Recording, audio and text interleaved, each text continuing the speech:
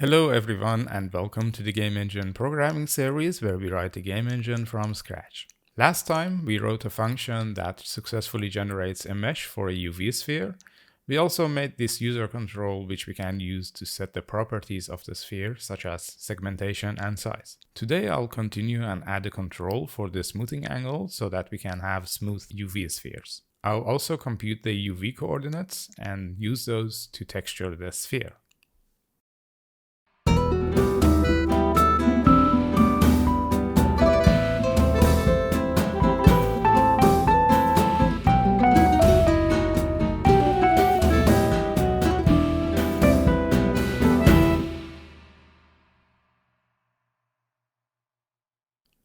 First, I'd like to add a couple of numbers here to let us know how many vertices and how many indices each generated mesh contains.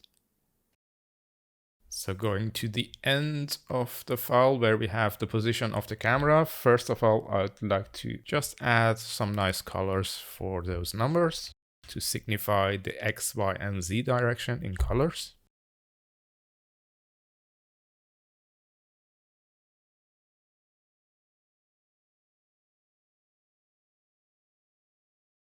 And then I'd like to add another stack panel for the number of vertices and indices.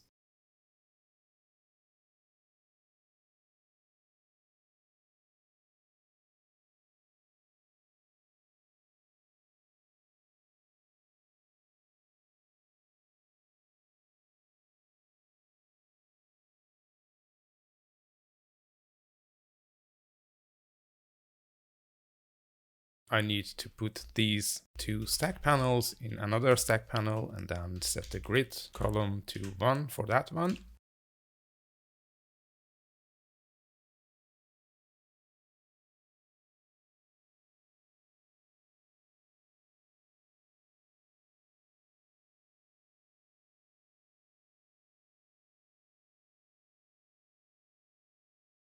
Now we can see the number of vertices that we have and also the number of indices. And right now, because we are not smoothing this object, all vertices have been split because all the edges are hard edges. And now what we can do is to have another slider here that we can use to tell the geometry generator to soften edges from some certain angle. So that angle is a smoothing angle, and I can just add a new parameter here, which we can use to set the smoothing angle. Okay, to add the smoothing angle, I'm going to copy this part and then just remove one of these sliders.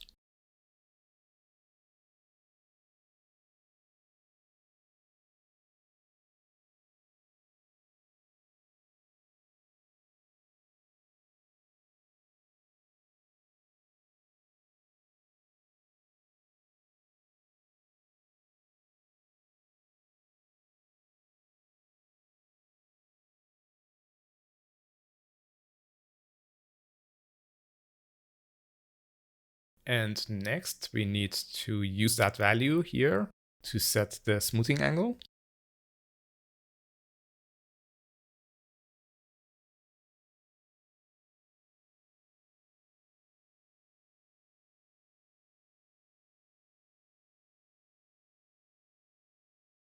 Now, in order to be able to actually set the smoothing angle in the settings for the geometry pipeline, we need to do a couple of more things.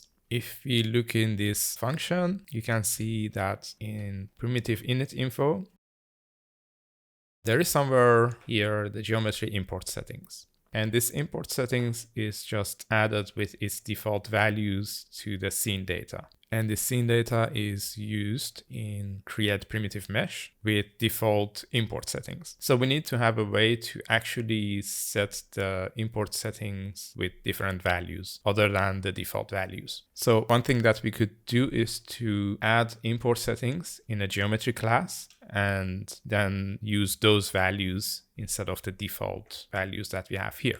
So let's go to the geometry class, the file that contains the geometry class. And here we'll add another class for the import settings, which is a view model.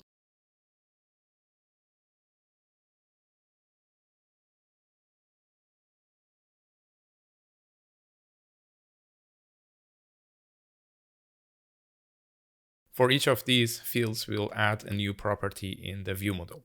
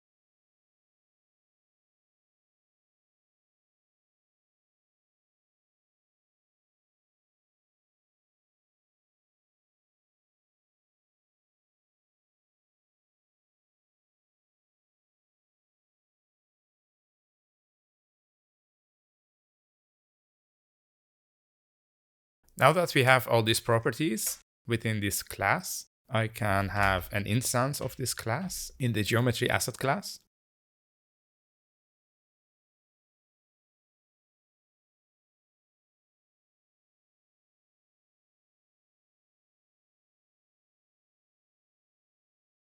And then in the DLL wrapper for content tools, where we have this geometry import settings, we take over the value of import settings, which is contained in the geometry class. So for that, I'm going to just add a converter function here that will take the geometry import settings from the geometry class and then fill in the values within this class.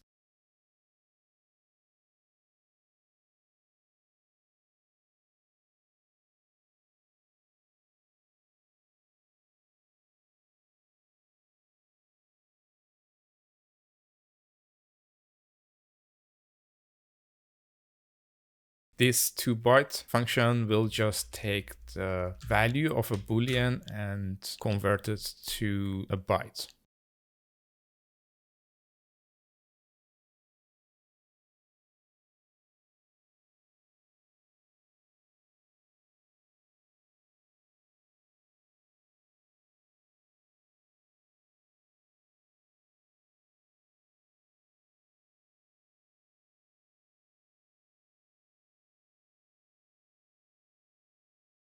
Okay, and then all we have now to do is to go here and then take over the values of the import settings.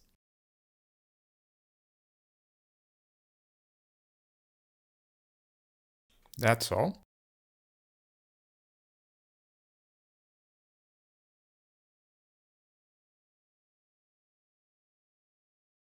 Now, as you can see here, it's still not smooth. I forgot to actually set the new value to the settings that we just added. So let's do that now. Here now we have in geometry the import settings, and I can set the smoothing angle to the one that we are giving in that control.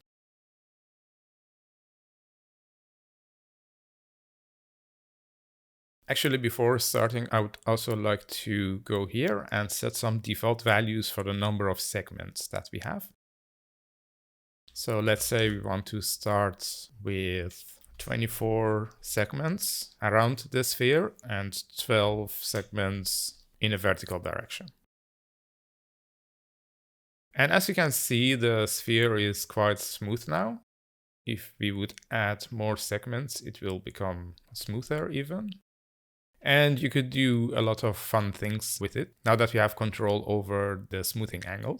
For example, if we have something like this, then we could just increase the smoothing angle.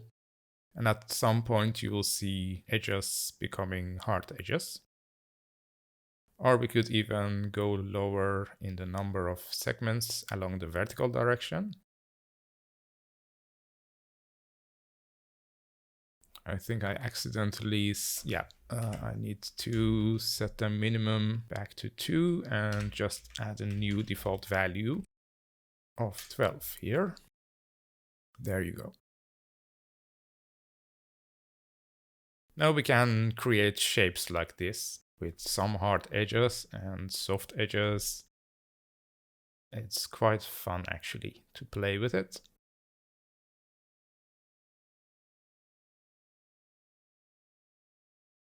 Okay, nice. So now that everything works, as a last step, I would like to go and add the UV coordinates so we can have a textured version of the sphere as well. First, let's remove the tick marks here because there are too many tick marks and it doesn't really make sense to have those here.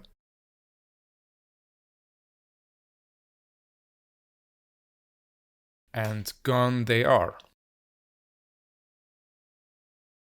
So the last step is to go here and add the UV coordinates. Going back to Maya and look at its UV coordinates, you can see how they are constructed. So here again, for the midsection, it's just a plane, and that's rather easy to calculate. Like we go from 0 to 1 in the U direction and then calculate each quad.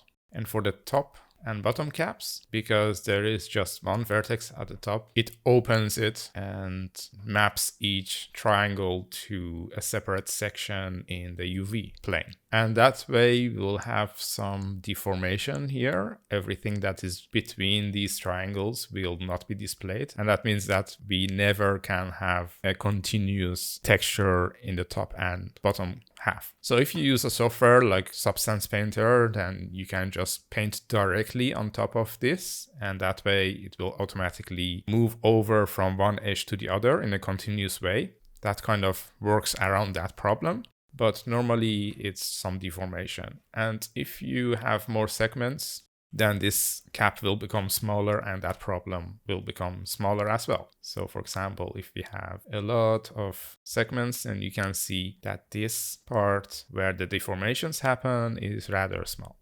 And the nice thing about Maya is also that it will give us the edge where the geometry is split open. So this white line is the edge of the UVs, and here there are only white edges because everything will be split apart.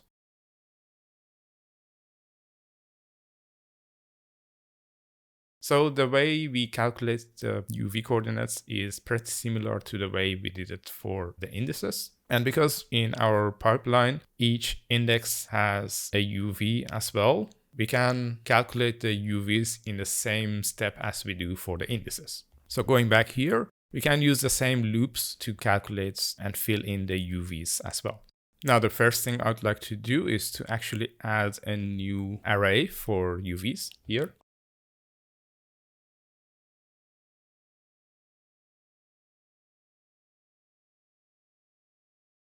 In each step, we need to divide by the total number of segments. So we need to calculate the inverse of the number of segments in each direction.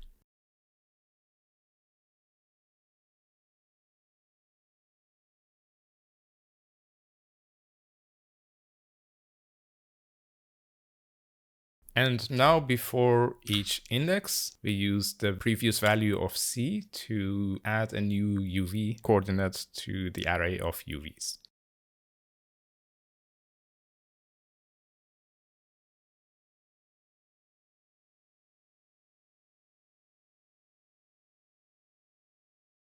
Now we are actually calculating the UVs in the top row, so these triangles. And you can see why I am using that formula, because the top vertex is halfway between the ith and ith plus 1 vertex. So that's the U direction. And because we are calculating the top row, the V direction will be 1 all the time.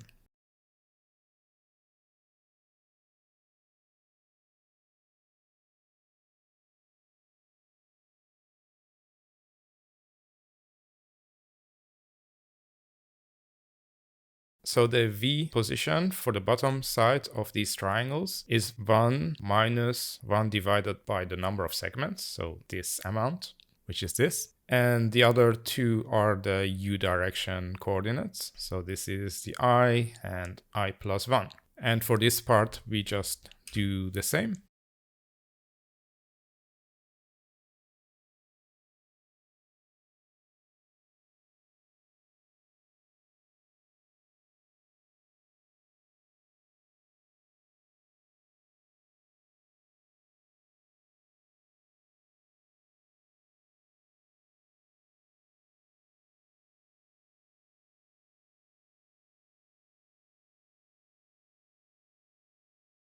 Okay, now for the midsection, we need to calculate these UV coordinates. And it's actually easier than this because we don't need to calculate the midsections anymore, but just the whole steps. The only thing is that we need to account for 2 vertex rows now.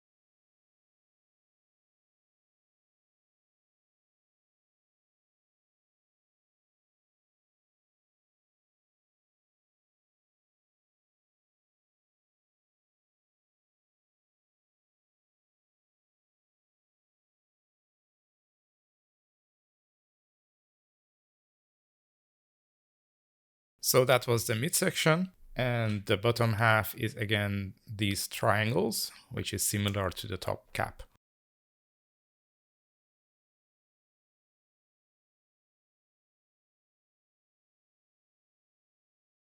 Now this time, because we are at the bottom of the UV plane, the V value will be 0.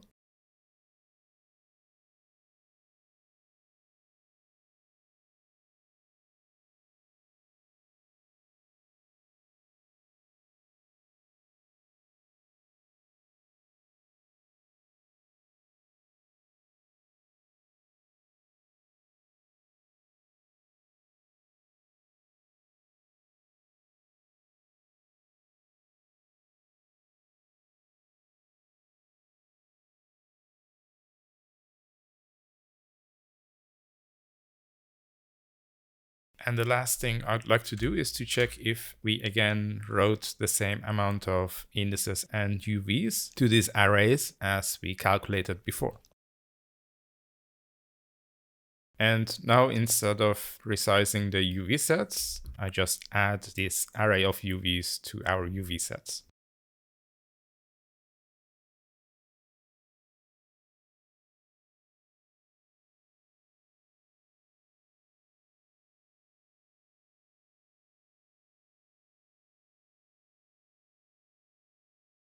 Because we are using the same texture as we did for the plane, it's taking that one.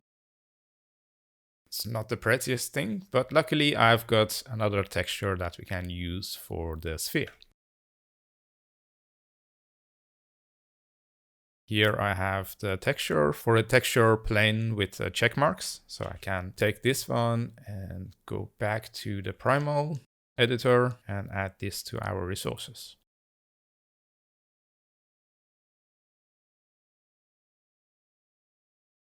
And again, we need to go to the properties for this new resource and set it as a resource. So it's included in the executable for us.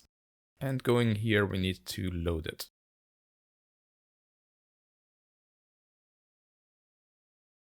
Okay, this looks a bit better. And as I told you before, here we have some deformations. And it gets worse as the number of circles is decreased. And there is less deformation if we increase the number of circles. You might also have noticed that these lines aren't exactly straight, and that gets also worse when I decrease the number of segments. And this is not a bug in our program. This is just something inherent to the way we UV textured this sphere. Now let's go and see what a textured UV sphere looks like in Maya.